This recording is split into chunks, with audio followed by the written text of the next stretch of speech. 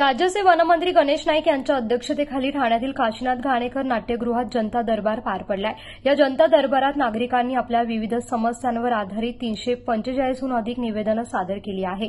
वनमंत्री गणेश नाईक यांनी शक्य असलेल्या निवेदनांवरती तात्काळ कार्यवाही करण्याचे निर्देश संबंधित अधिकाऱ्यांना दूरध्वनीद्वारे दिले व प्रत्यक्ष सूचना देऊन देखील केल्या आहे।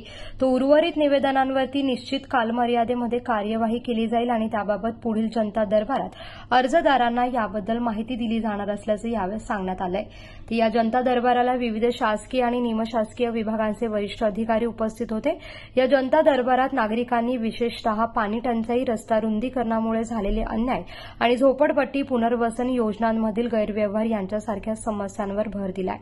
झोपडपट्टी पुनर्वसन योजनेमध्ये मूळ झोपडीधारकांच्या नावाऐवजी इतरांची नावे समाविष्ट केल्याच्या तक्रारी झोपडीधारकांनी या ठिकाणी मांडल्या आहेत। रस्ता रुंदीकरणामुळे बाधित झालेल्या अनेक नागरिकांना अद्याप घरे व दुकाने न मिळाल्याने त्यांनी आपल्या समस्या व्यक्त केल्या आहेत। विविध भागातील पाणी टंचाईमुळे त्रस्त नागरिकांनी सुरळीत पाणी पुरवठ्यासाठी निवेदनं सादर केली असून या पार्श्वभूमीवर वनमंत्री गणेश नाईक यांनी रस्ता रुंदीकरण बाधितांना लवकरात लवकर न्याय देण्याच्या सूचना महापालिका अधिकाऱ्यांना केल्या आहे। त्यासोबतच पाणी पुरवठा सुरळीत करण्यासाठी तातडीने उपाययोजना करण्याचे निर्देश देखील देण्यात आले आहेत।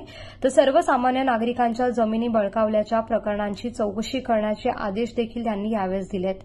ज्या प्रवृत्तीने सर्वसामान्यांच्या जीवनात दुःख निर्माण केले आहे त्यांनी आपली चूक सुधारावी असा स्पष्ट सल्ला देखील गणेश नाईक यांनी यावेळी दिला आहे। कोकणासह परिसरातील ताज्या घडामोडींसाठी सागर डिजिटलला सबस्क्राईब करा आणि नोटिफिकेशनसाठी बेल आयकॉनवर प्रेस करा।